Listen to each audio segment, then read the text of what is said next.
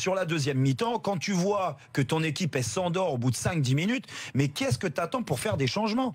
Qu'est-ce que tu attends pour tenter, ne serait-ce qu'un Mbappé, que je ne vois pas, contrairement à toi Daniel, un Mbappé sur le côté droit dans ce dispositif en 4-2-3-1? Moi Mbappé, j'ai pas envie de le voir sur le côté droit. Moi j'ai envie de le voir dans l'axe. Et ben dans l'axe. Ouais, dans l'axe. Et dans quelle galaxie il a joué en neuf, Mbappé? Dans sa vie, je veux dire. Pourquoi tu peux pas jouer avec deux attaquants contre la Biélorussie au bout d'un moment? Tu peux pas. Okay. Tu peux pas dire à Griezmann, tu joues un petit Mbappé. Ben oui. Tu peux pas tenter. Mais sauf que Mbappé en pointe, ça n'a jamais été son poste. Mais il peut jouer surtout. C'est le premier à le dire. Que toi tu dis, que toi ou que lui disent qu'il peut jouer aux trois postes. Oui, dans le cas d'une équipe basse comme ce soir où tu as beaucoup de centres, c'est mieux d'avoir Giroud quand même. Mais moi je préfère Mbappé sur le côté. En pointe, il a jamais joué. De quoi? Mais il joue pas en pointe, Mbappé. Pourquoi vous voulez le mettre devant? Pourquoi il joue pas en pointe? Parce qu'il joue pas neuf. Il a jamais joué neuf. À Monaco, il jouait avec Falcao. Là, au PSG, il joue sur le côté. Avec Falcao, il jouait où? Il jouait sur le côté ou dans l'axe? Explique-moi. Non, mais il jouait, on va dire, un petit peu libre. Réponds. Et libre, il jouait à côté de Falcao, mais pas derrière, plutôt derrière que devant. On s'en fout, derrière ou devant. Ce que je veux dire, on s'en fout pas puisque c'est déjà Griezmann qui fait ça, Jérôme. Mais Griezmann, il est pas obligé de jouer en 9,5. Tu peux au bout d'un moment lui dire. Donc tu vas avoir deux faux neufs. Non mais dis-moi, pourquoi pas? Moi je combats pas l'idée. Mais ce deux faux neufs. Mais c'est deux faux neufs, façon de parler. Ça c'est déjà vu, pourquoi pas? Me dis pas que tu vas comparer ces deux. Moi je pense que Mbappé a besoin d'espace, que c'est pas une vraie pointe. Il a besoin d'avoir du mouvement, dribble et tout. Il lui faut. Moi je trouve qu'il est meilleur avec un neuf. Je trouve qu'il est meilleur avec une vraie pointe. Type Cavani, Falcao, ce genre de mec là. Ou même Giroud. Mais comme c'est Griezmann qui joue là, moi Mbappé je le mets à droite, y a pas de problème. Alors conclue Jérôme, vas-y. Sur ce match, la Biélorussie, c'est là que je regrette que Didier Deschamps ait pas tenté des choses. Parce que de toute façon, on est en train de tenter des choses. Ça fait 2 ans après l'Euro. Il y a eu beaucoup de changements dans le groupe. Alors, il y a eu des blessures, il y a des jeunes qui arrivent. Tu vas tenter jusqu'à quand? Jusqu'à après la Coupe du Monde, tu vas tenter aussi? Finir. Je te dis, jusque-là, tu mènes 2-1 contre le Biélorusse. Il peut rien t'arriver de pire. Au pire, tu prends un contre et tu prends un 2-2. Mais même avec un 2-2 ou une défaite, tu étais qualifié parce que la Suède est perd. Donc, essaye de tenter. Et c'est pas ça qui t'aurait fait perdre. Hein. Le fait de mettre Mbappé avec Griezmann en disant à Griezmann, joue un peu plus haut, proche d'Mbappé. Franchement, les deux peuvent être complémentaires. Mais le problème, c'est pas ça. Le problème, c'est pas le mec devant, machin, c'est l'animation globale qui est pourrie. Je rappelle que l'équipe de France est qualifiée pour le mondial de 1 face à la Biélorussie. Je vous donne les têtes de série des barrages dans quelques instants, puisque vous avez demandé. Ce sera tout de suite avec vous. Et puis Laurent au 32-16 est là, il veut intervenir. N'oubliez pas, 32-16 pour dialoguer avec nous, hashtag RMC Live sur Twitter, ou bien Direct Studio sur l'appli RMC Sport. A tout de suite dans l'after. La France est au mondial, je le rappelle, après sa victoire face à la Biélorussie ce soir.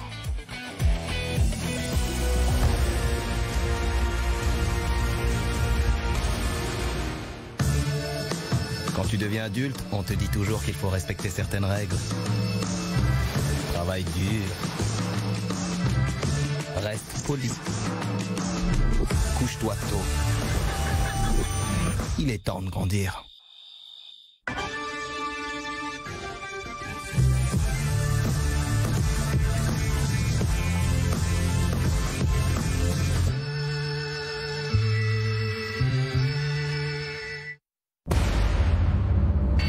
Sur SFR Sport 1, rendez-vous pour une soirée Boxe Team Altis. Avec les combats des plus grands espoirs de la boxe française. Réservez vos places pour la soirée Boxe Team Altis sur le site de la Sud de France Arena. Vous voulez être un cascadeur? Un good phaser? Un graffeur? Teenager? Ou catcheur? Envie d'ailleurs?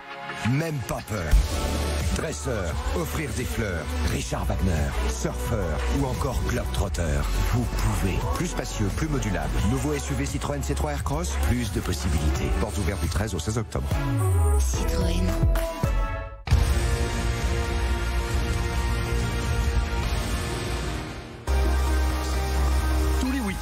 Avec Dorothée Balzan et Thibaut Giangrande, ne ratez rien de l'info sportive. Soyez les bienvenus, c'est le Grand Week-end Sport. Reportage, duplex, invité, 3 heures pour tout savoir. Toute l'actu est analysée par la Dream Team BFM Sport.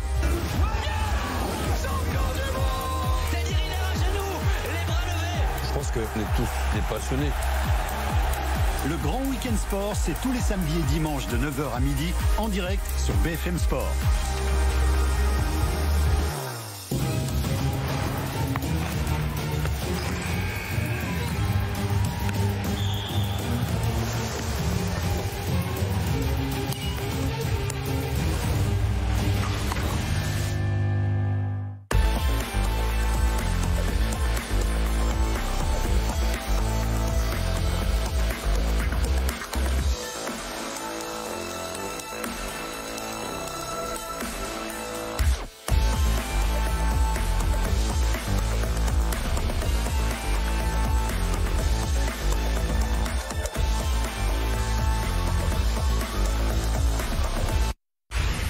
Retrouvez l'Afterfoot avec votre assurance Assu 2000 et assu2000.fr.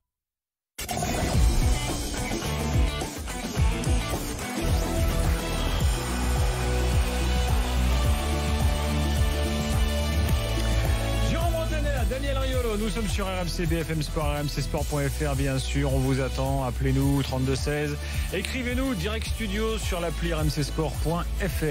Alors, Daniel, tu voulais les têtes de série pour les barrages, je les ai, alors c'est Florian qui me les envoie, Florian sur Twitter, il Florian me dit... Florian est très sympa, on n'avait même pas besoin tellement c'était facile. Il me dit tête de série, Suisse, Italie, Croatie, Irlande du Nord, tête de série. Non, il fait bien Florian, parce que ça, qu'est-ce qui s'est passé, qui a basculé du bon côté? Danemark. Non tête de série, Suède, Danemark, Irlande, Grèce. L'Irlande du Nord, c'est peut-être le fait qu'ils étaient à l'Euro, peut-être qui fait que... Bon, je sais pas. Probablement. Donc tu pourrais avoir un petit Irlande du Nord, Irlande, par exemple, en barrage. Peut être sympatoche. Ah bah celui-là, oui. Ah ouais, celui-là, ouais. C'est énorme. Et pour l'Italie... on va l'avoir, tiens, pour la peine. Qu'est-ce qu'il faut craindre pour l'Italie? La Suède ou le Danemark? Toutes les équipes. Franchement, l'Italie, ils sont pas bien. Toutes les équipes, pas bien. Et quand tu es capable de faire... Alors nous, on est passé pour des quiches en faisant 0-0 contre le Luxembourg. Mais excuse-moi, eux, ils ont joué la Macédoine. Oui, mais la grande différence, c'est que l'Albanie, ils ont gagné encore. Et Jérôme, la grande différence, c'est que l'Italie, ils n'ont pas la moitié des joueurs qu'a l'équipe de France. Non, mais c'est ça. Non, mais c'est faux. Tu vois, non, mais c'est là-dessus d'où mon inquiétude. Le truc, c'est qu'aujourd'hui, l'équipe de France a un potentiel plus important, même si moi je relativise toujours le potentiel et que si tu ne mets pas en place le jeu collectif, tu ne le verras jamais en action, ce potentiel. L'Italie, c'était déjà pas une grosse équipe à l'Euro. Conte les avait sublimés dans un collectif extraordinaire. Je suis pas sûr que Lino Ventura il fasse la même chose en Russie s'ils y vont. Et déjà le barrage sera compliqué. Mais regarde les joueurs, ça fait pas rêver. Hein. Alors, donc l'attente n'est pas la même. Hein. Restons sur l'équipe de France quand même pour l'instant, parce qu'il y a un truc quand même qui vous a échappé ce soir. Vous savez qu'il y a... On bascule dans une nouvelle ère avec cette qualif. Bah oui. Quoi? Didier Deschamps, c'est le cadre qu'il avait annoncé. Ça y est, il est automatiquement reconduit jusqu'en 2020. Ah oui, mais de toute façon, il n'y a personne d'autre. Demain, si à la Coupe du Monde, tu perds au premier tour, c'est la honte. On met qui? Je viens de poser la question hier, vous n'étiez pas là, il y avait Pierre et Jean-Louis. Allez-y les gars, envoyez les noms. Envoyez les noms. Bah, t'as toujours. Vas-y, envoyez les noms. Thierry Henry. Mais non, mais Patrick Vieira. Mais des sélectionneurs, t'en auras toujours. Je t'en ai donné deux là. Bah, envoyez les noms. Moi, t'en as donné deux. Hier, on n'en avait aucun. Non. Vas-y, envoie les noms. Mais des noms, ça peut être même surprenant. Des entraîneurs qui sont en place aujourd'hui et qui arrivent à les déloger. Bah, je sais pas. Tu veux chercher qui? Donne-moi non, c'est pas qui te changer, c'est qui t'aurait envie en fait. Mais non, mais Gilbert, au moins, il donne des pistes qui tiennent la route parce que des anciens grands joueurs et tout. Mais sinon, t'as qui? Tu vas aller chercher qui? Rudy Garcia? Non, mais. Courvenec? Non, mais. Alors qui alors? T'es obligé de prendre un entraîneur français. Ah oui, en sélection, généralement, c'est rare, c'est pas dans notre tradition. Non, je sais, c'est pas dans notre tradition, mais bon, c'est pas dans... Ça avait été dit hier. Thierry Goudet. Non, je sais pas, dis-moi. Allez, réfléchis. Compliqué, réfléchis. Tiens, on a un afterien avec nous qui en a marre de votre pessimisme, les mecs. Et moi, je suis d'accord avec lui, il en a marre du pessimisme. Salut Laurent. Salut tout le monde. Salut Laurent. Laurent, t'es heureux d'être au mondial? Ben moi je suis heureux et puis très sincèrement. D'ailleurs petite parenthèse au début, Jérôme, par rapport à ce que tu disais sur Didier, sur le fait que voilà il aurait pu attaquer, il l'a pas fait. Faut pas oublier que dans le pragmatisme de Deschamps, on avait des points UEFA en jeu et un coefficient et que selon qu'on gagne ou qu'on fasse match nul, on terminait entre la 6e et la 12e place pour le classement, ce qui peut jouer pour le tirage au sort. Je ferme la parenthèse. Ça c'était le premier point. Très bien. Et le deuxième point par rapport au pessimisme, moi les gars, je vous écoute mais depuis des années, je suis passé plusieurs fois à l'antenne, je suis un fan absolu de l'after. Mais au bout d'un moment, j'en ai marre d'avoir l'impression de prendre ma boîte de Prozac avant de me coucher. Je vous explique. Aujourd'hui, il y a une réalité, c'est qu'on n'a pas forcément de fond de jeu, c'est qu'effectivement, on a un sélectionneur qui n'a pas forcément d'idée pour qu'il le résultat prime avant tout, et Daniel le dit souvent, il a raison. Néanmoins, force est de constater que si on avait l'imagination, si on avait la tactique, si on avait le plan de jeu, et ça fait beaucoup de choses, on ne les a pas, mais si on les avait, on a quand même sur le papier, la plupart des spécialistes mondiaux le disent, et les spécialistes mondiaux, c'est pas forcément des journalistes, et pas forcément des bookmakers, comme le disait Auclair il y a 2 jours, ça peut être aussi Joachim Löw qui l'a dit en interview, sur le papier, les joueurs de l'équipe de France, la génération qu'a l'équipe de France, avec des joueurs qui sont titulaires au Bayern Munich, au Paris Saint-Germain, au Real Madrid, à Barcelone, à l'Atlético Madrid, à la Juventus de Turin, on a quasiment la meilleure équipe du monde sur le papier. On sait qu'on fait toujours des matchs de merde dans les matchs amicaux. Dans les qualifications, on est des balles. Même en compétition, tu les fais aussi. Ouais, c'est vrai, Daniel. On les fait aussi. Oui. On les fait aussi, mais de manière miraculeuse. Putain, il y a un truc qui est assez bizarre, en fait. L'équipe de France, c'est tout ou rien. C'est-à-dire que soit on passe complètement à côté, comme certaines Coupes du Monde, soit on va en finale. Et moi, je suis hyper heureux ce soir parce qu'on est qualifié. Franchement, avec ce qui s'est passé les 2 dernières Coupes du Monde, on est quand même obligé de passer par les barrages. Et que ce soit trop... Bah oui, t'as raison de le rappeler. Et c'est vrai, on passe pas par les barrages. On n'est pas une équipe d'éliminateurs, on n'a pas la grinta, on l'a jamais eu, on l'aura pas. De toute façon, tant qu'on aura sur le banc soit des postes dépressifs comme Domenech, soit des ultra réalistes comme Deschamps, on aura. Laurent, si tu me permets de te couper 2 secondes, ouais. Je comprends parfaitement ta prise de position, mais il n'empêche que depuis que tu parles, tu nous as dit que tu veux pas aller te coucher avec la boîte de Prozac, mais depuis que tu parles, je pense que tu as été plus négatif que nous. Ouais, peut-être. Et Laurent, franchement, réécoute le passage. On a l'équipe sur le papier, mais on joue pas bien. Entre les entraîneurs qui sont des postes dépressifs, je sais plus comment tu les as appelés, mais franchement, Laurent, il illustre quand même un truc qui est vrai, c'est que globalement, c'est chiant, mais on est content. Non mais heureusement qu'on est heureux. Voilà. Mais évidemment. Je résume en 2 mots, Laurent. C'est les premiers mots que j'ai prononcés ce soir, je te signale. Mais il n'empêche que de plus en plus. J'ai un excellent tweet de nos amis de SoFoot. Il y a néanmoins un désamour qui naît quand même entre cette équipe et son public. Ça, c'est une réalité. SoFoot, ils nous disent. Un désamour, tu vas loin. Non, désamour. Ce soir, il y avait du monde. Franchement, Daniel, désamour, je sais pas. Alors, au niveau du. Non, attends, laisse-moi finir. Il y a les gens qui suivent le foot de près et qui sont des connaisseurs. Et puis, t'as le grand public qui regarde au niveau du football. Si tu regardes les matchs, bien sûr qu'il y a des matchs, on s'emmerde. Il y a des mi-temps. Alors, on joue souvent une bonne mi-temps ou une bonne demi-heure et après le reste, on s'emmerde. Ok, d'accord. Et là, on peut que faire mieux si tu veux s'améliorer. Mais après, quand tu vois cette équipe de France, tu vois les joueurs, Laurent il vient de le dire, il les a énumérés, je ne vais pas tous les reprendre, ils jouent tous dans les grands clubs, ce sont des joueurs respectés dans ces clubs-là et c'est déjà quelque chose d'énorme, ce qui n'a pas toujours été le cas de toutes les générations. Aujourd'hui il y a quand même un potentiel qui est important, alors après il faut que ça prenne, mais cette équipe elle est sympathique. Moi, je vois pas de joueur où tu dis putain, ça fait chier qu'il soit là, celui-là. Ça c'est vrai. Et ben ouais, donc ça, au moins cet aspect-là, il nous change d'une certaine époque. Ça c'est vrai. Exactement. Donc le désamour, il existe moins. Si tu veux. Après, oui, on attend mieux. Il y a quelques temps, quand Evra était encore là, il y a 6 mois, il n'y avait pas ça. C'est un joueur, mais bon, Evra ou pas Evra, ce que je veux dire. Mais bien sûr, il y a des mecs. Non, mais bien sûr, il y a bien par ailleurs Evra, mais il faisait réagir négativement. Il y a des mecs comme Griezmann qui ont une belle cote, même si elle a été un peu plus haute à un moment. Giroud aussi, mine de rien. Mbappé attire le public et donne envie. Coman, moins, c'est un mec un peu discret. Neymar, il y a encore, il n'y a pas la moitié des gens qui le connaissent encore. Mais je te parle des passionnés de football. Oui, passionnés de foot, ok, mais bon, voilà. Donc, si on parle pas de jeu, sur le côté Kanté, sur le côté comment dire, attractif ou sympathique que tu vas éprouver pour l'équipe, là aussi il y a du potentiel. Sauf que c'est sans arrêt quand même un peu gâché. Les gens, je suis désolé Jérôme, soyons honnêtes, quand tu sors, on t'arrête souvent pour parler de foot, les gens que tu croises, les gens qui appellent, la grande majorité s'emmerdent. C'est un souci. Attends, mais c'est quand même un souci. Je te dis pas le contraire. Moi je fais pas le rabat-joie. Je le vois, le potentiel. Je vois les mecs qui effectivement sont tous plutôt sympas. On va à la Coupe du Monde, on va suivre les matchs comme à chaque fois qu'on fait des compétitions. En plus des compétitions dans l'after, on en a suivi plein. L'année dernière, enfin il y a 2 ans, on était au moins allé en finale. C'était déjà ça. Avant, on avait vu que de la merde tout le temps. Donc déjà, c'était un peu mieux. Mais c'est une réalité. Depuis que Deschamps est là.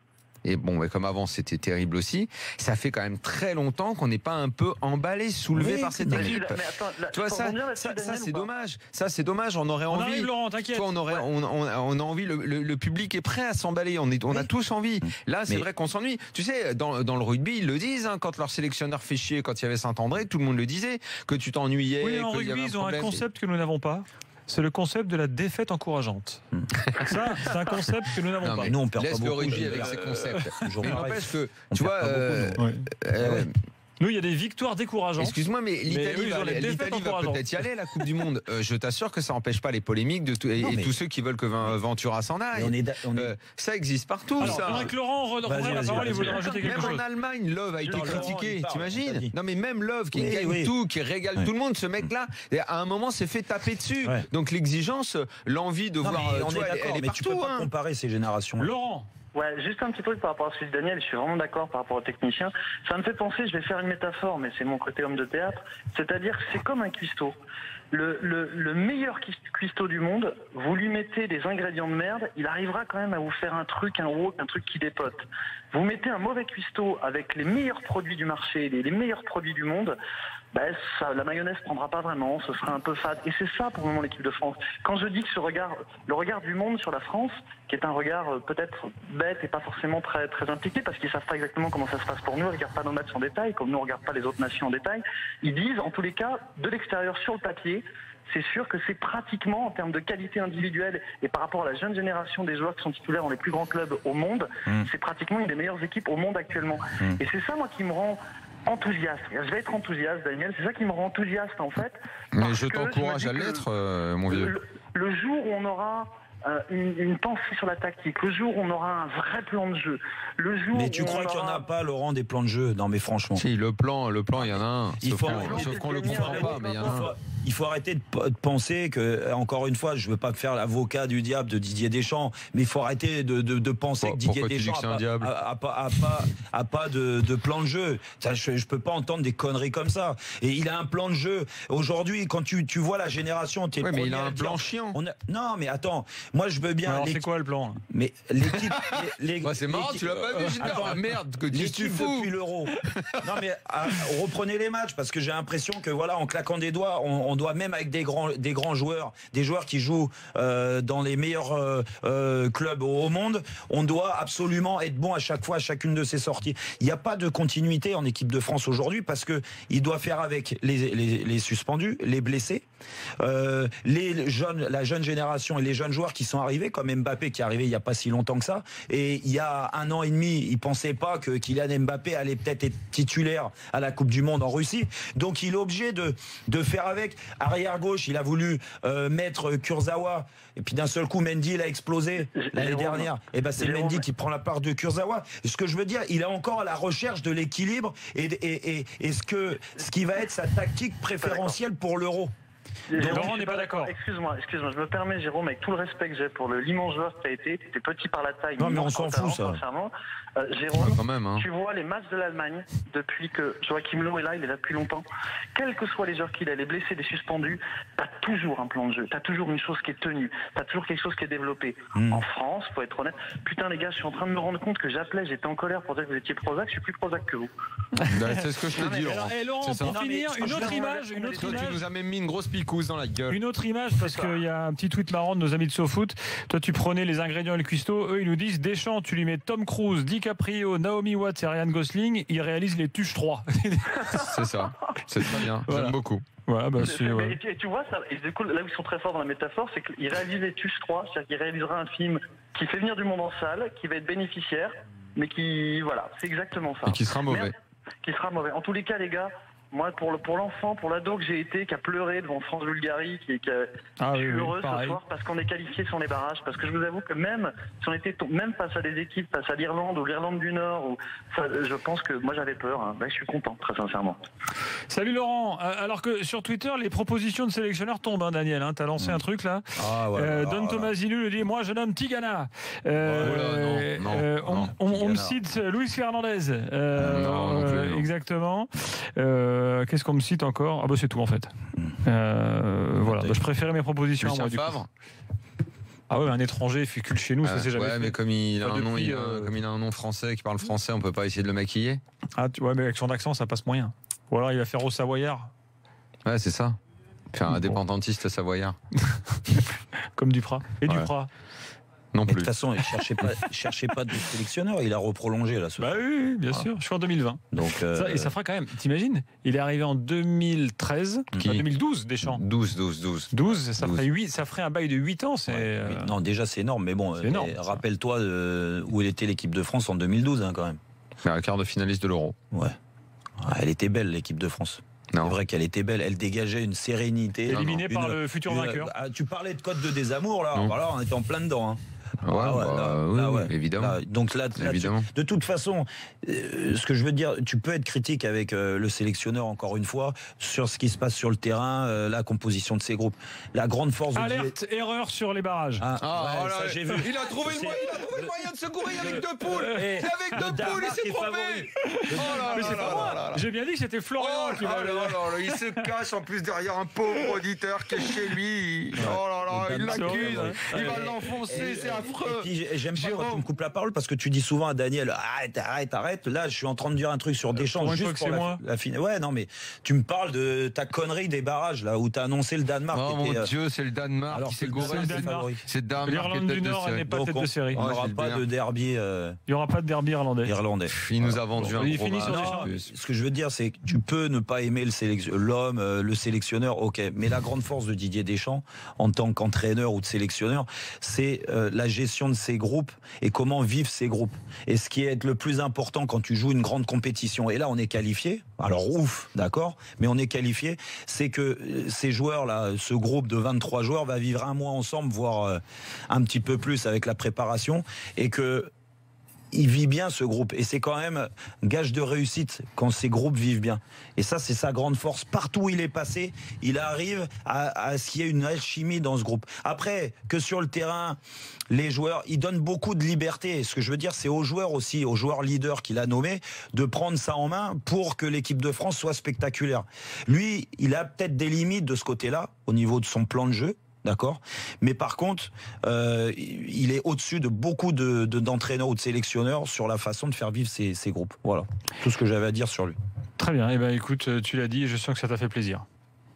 Non, mais c'est pour parce que j'entends tellement de bashing sur lui que c'est terrible, le premier, mais ça c'est sûr. Après il rentre dans sa voiture en disant Didier, c'était bien, j'ai kiffé ton match, c'était trop bien.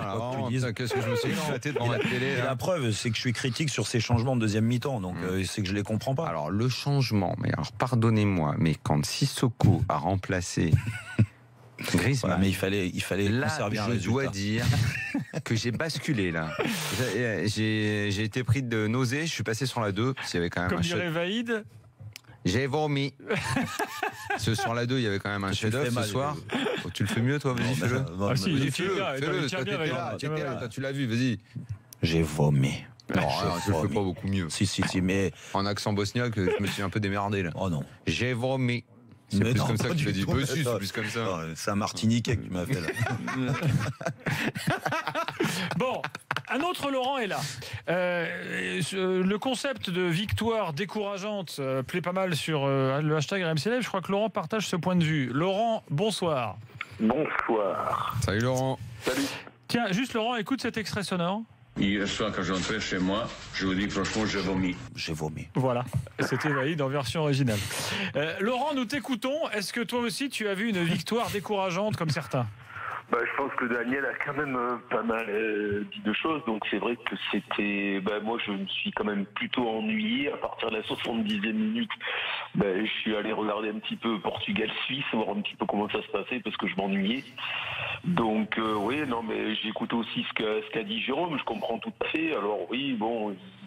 Deschamps, effectivement, c'est un pragmatique. On sait très bien que c'est pas trop son objectif de faire bien jouer ses équipes. Alors oui, on est qualifié à la Coupe du Monde, donc c'est très bien.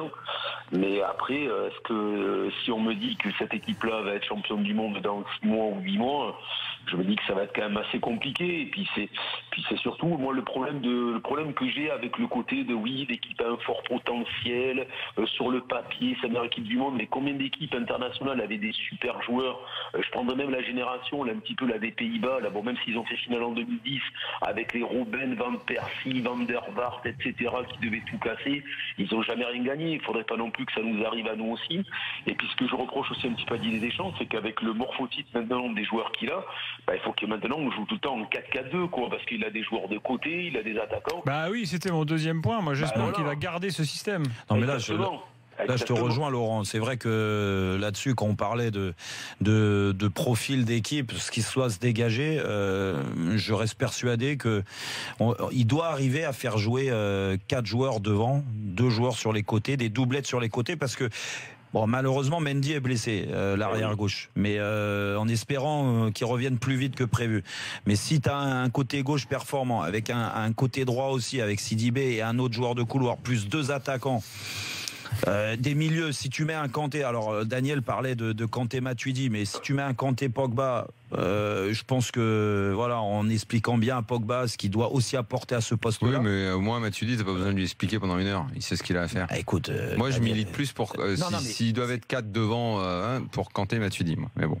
Écoute, oui. Toi non. Si tu dois choisir. Moi, t'as le papier, tu dois le signer. Tu prends Kanté Pogba ou Kanté Matuidi?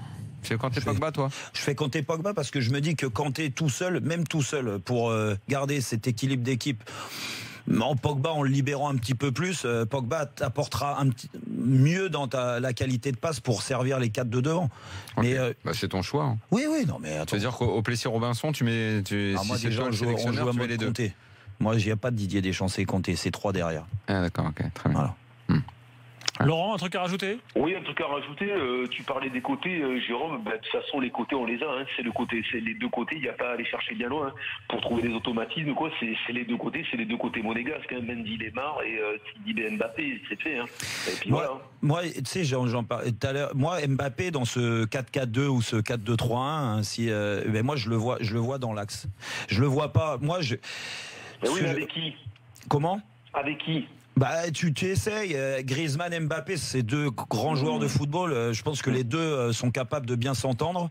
Mbappé, il peut être tueur aussi. Il sent les coups. On l'a vu avec Monaco. Alors même si Daniel dit ouais, il lui faut absolument un buteur, un point d'appui à côté. Moi, je suis pas certain qu'il faille absolument mettre un point d'appui à côté d'Mbappé.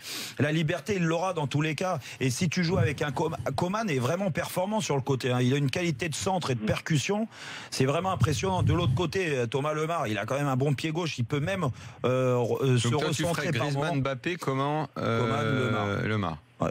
Et Pogba, Kanté. Donc on a 2 différences. Ouais. Moi, je mets Matuidi, Kanté, Mbappé à droite. Et je garde un 9. Ouais. Giroud. Ce mec-là, à chaque fois qu'il joue, marque, mais j'aimerais bien voir. Alors attends, Daniel. Mais je veux bien voir Lacazette associé à Griezmann parce qu'on l'a jamais vu cette assoce-là. Et Lemar à gauche. Voilà ce que je serais. Toi, tu dis la fluidité dans le jeu, le côté où tu kiffes de voir jouer une équipe. Franchement, le profil de Giroud, je respecte Olivier Giroud, il marque des buts. Non, mais je suis d'accord avec toi, mais on n'en a pas d'autres. Oui, mais on n'en a dans pas d'autres de 9. Ça. Non, mais on n'a pas d'autres 9.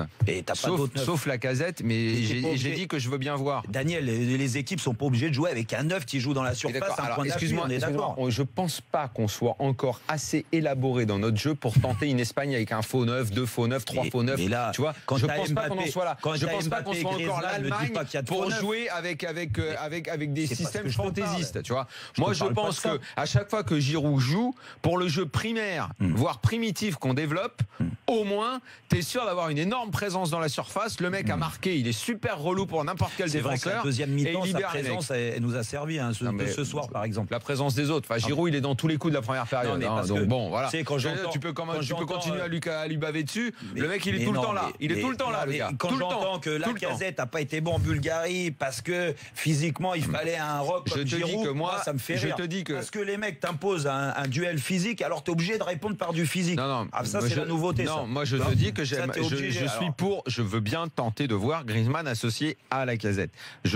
Aucun problème là-dessus. Oui, non, mais toi, t'es contre le fait que je te dise Griezmann, Mbappé. Je sais, j'ai compris. Voilà, mais je te dis juste une chose. Je pense pas qu'on soit assez fort. Regarde encore, parce que t'as dû oublier les matchs de Monaco l'année dernière. Même s'il jouait avec Falcao, et Falcao n'était pas toujours là, et Mbappé, il était tout le temps dans l'axe. Il part de l'axe pour aller sur le côté. Il se libère les espaces. Ok, il a de la liberté. Mais il était attaquant de pointe quand même. Il n'était pas sur un côté, Daniel. Je pense que c'était Falcao l'attaquant de pointe. Mais bon, c'est pas grave. Mais lui, il était où? Non, mais comme toi, tu sais, parce que voilà, moi j'ai du mal à voir. Tu sais. Non, mais j'ai du mal à voir. On me dit, est-ce que vous oubliez pas un peu trop vite Dembélé? Je suis pas susceptible. Dans vos affaires. Moi, je sais pas. Mais non, mais c'est parce que j'ai anticipé sur ce que t'allais dire. Vous me répondez? Mais je suis pas susceptible. Mais alors, c'est vraiment, il y a un truc que moi je suis pas susceptible. Tu me dis ce que tu veux. Dembélé, volontairement, vous l'avez pas mis? Qui? Dembélé. Dembélé, le problème, c'est que pour l'instant. Le problème de Dembélé, c'est que si tu joues comme ça, Dembélé, c'est une autre solution encore. T'as Mbappé, Lemar, et que Dembélé, il y a pas le jeu de passe de Lemar.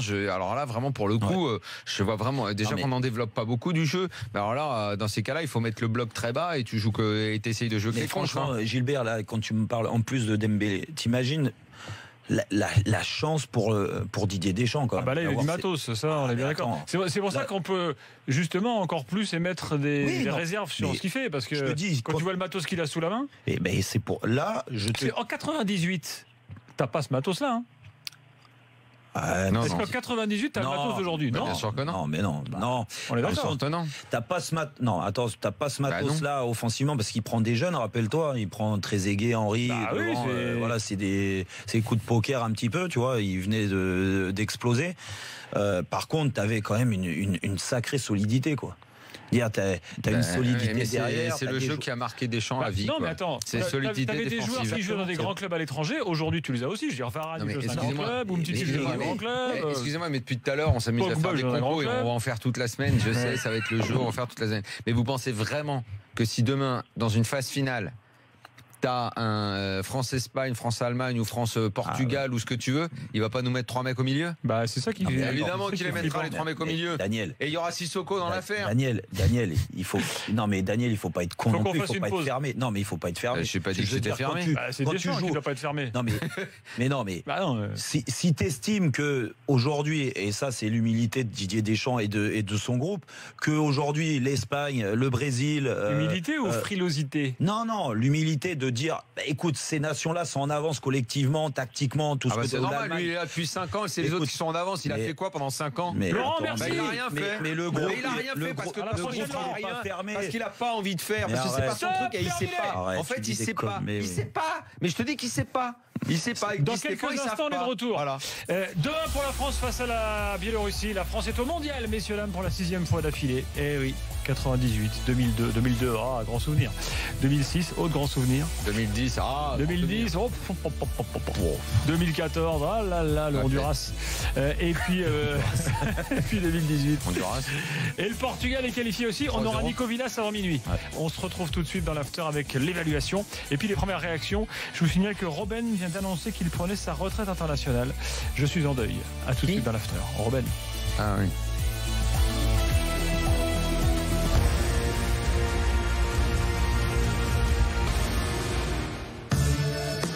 Quand tu deviens adulte, on te dit toujours qu'il faut respecter certaines règles. Travaille dur. Reste poli. Couche-toi tôt. Il est temps de grandir.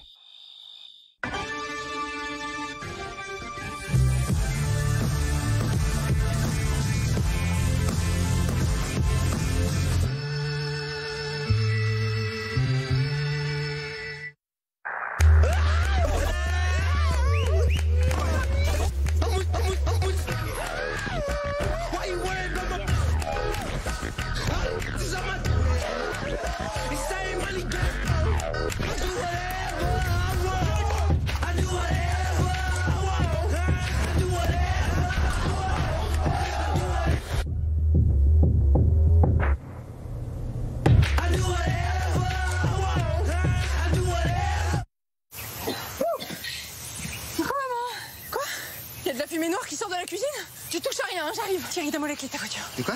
Donne-moi les clés! Mais je l'accompagne.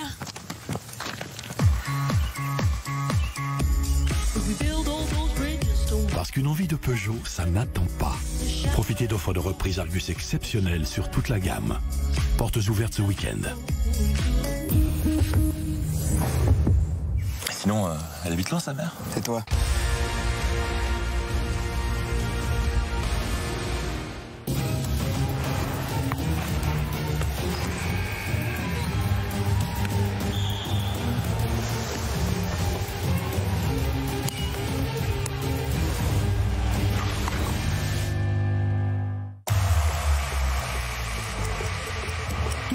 Pendant 60 minutes, Nicolas Jamin revient sur toute l'actualité sportive. Résumé avant d'en parler avec le consultant. Reportages, débats, duplex, invités. Et on est heureux de vous avoir ce soir. C'est un plaisir. Un magazine complet pour faire le tour de l'actualité sportive de votre journée. On va analyser tout ça et on veut votre avis, Franck. Est-ce que ces Bleus-là vont être champions du monde? Est-ce qu'ils sont favoris? 60 minutes sport, présenté par Nicolas Jamin.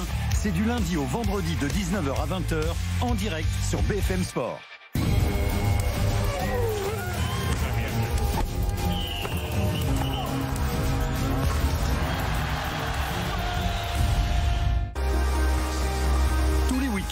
Avec Dorothée Balzan et Thibaut Giangrande, ne ratez rien de l'info sportive. Soyez les bienvenus, c'est le Grand Week-end Sport. Reportage, duplex, invité, 3 heures pour tout savoir. Toute l'actu analysée par la Dream Team BFM Sport.